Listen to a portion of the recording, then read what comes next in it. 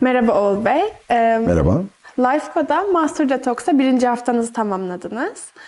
Aslında çok güzel bir detoksifikasyon yaptınız vücudunuz için. Gözüküyor herhalde. Evet, gayet gözüküyor. Bizim de size birkaç sorumuz olacak bununla alakalı.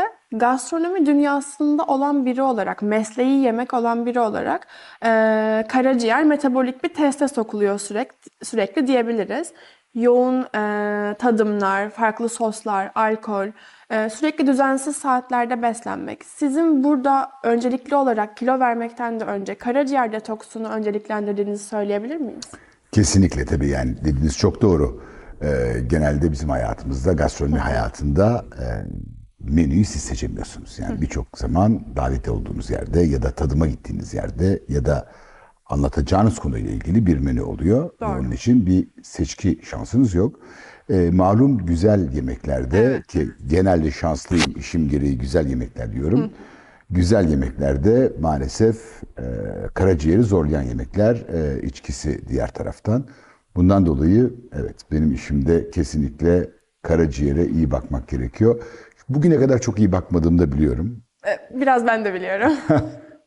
Evet onun için bu detoksun benim için Evet. büyük bir faydası olacağını düşünüyorum. Peki dediğiniz gibi bu kadar güzel tatları, bu kadar farklı kültürlerden, farklı yemekleri tattıktan sonra normal hayatınızda burada bir haftadır tamamen yemeye hatta çiğnemeye ara verdiğiniz bir süreç oldu. Tamamen sıvı beslendiniz. Bu size nasıl bir farkındalık kazandırmıştır? Aslında tabii bu güzel hatta güzel yemeği geçelim. Yemeğe bile o kadar bağımlı Evet. olmadığımızı hissettim. Ve buna gerçekten çok şaşırdım. Bugün tam 7. gün oldu. Evet, doğru. Bugün öğlen tam 7. gün oldu. 7 gündür evet hiçbir şey çiğnemedim. Hiçbir şey yemedim. Sadece sıvı içtim. Gerçi çok da lezzetli, keyifli sıvılardı yani hani Evet. juice'lar, sebze suları vesaire.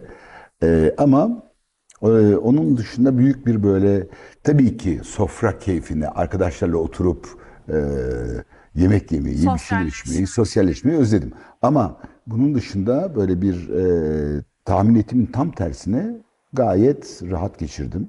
Biraz da tabii bu ortamın da hani devamlı bir meşgul olmak, devamlı bir şeyler yapmak, farklı treatmentlar vesaire o da tabii güzel insanı kafasında meşgul ediyor.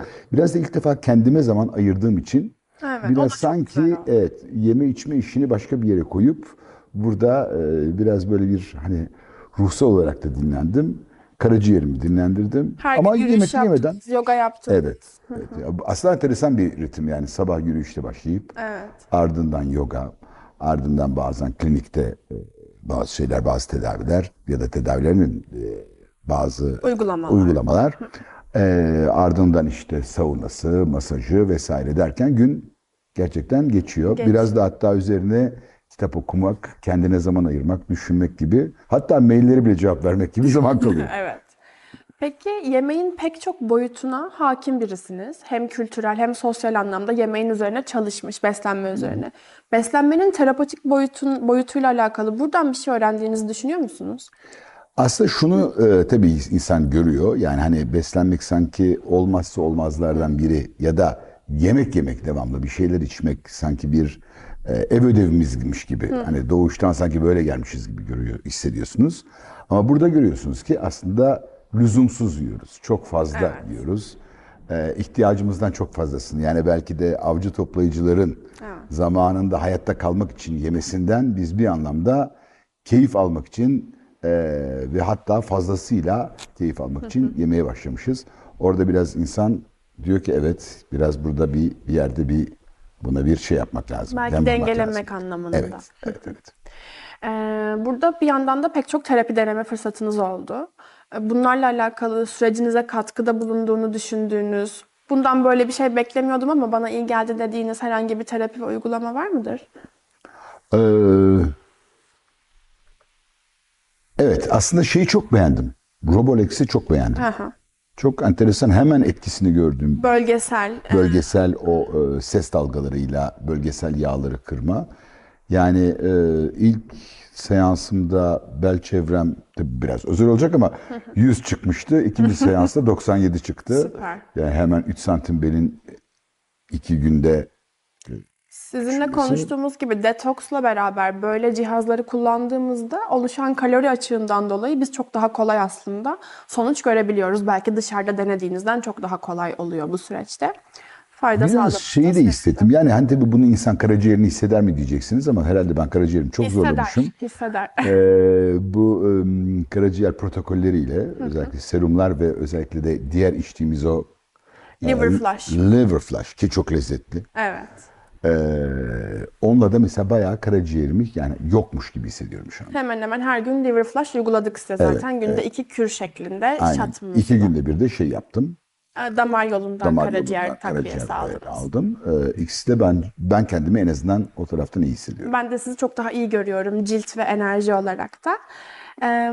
Son olarak da şunu öğrenmek isterim aslında. Buradan çıkarken sevdiklerinizle ve ailenizle paylaşacağınız veya buradan mutfağınıza veya hayatınıza taşıyacağınız bir alışkanlık olacak mıdır? Kesinlikle. Yani o demin konuştuğumuz gibi biraz daha bazı tüketimleri regülize etmek. Doğru.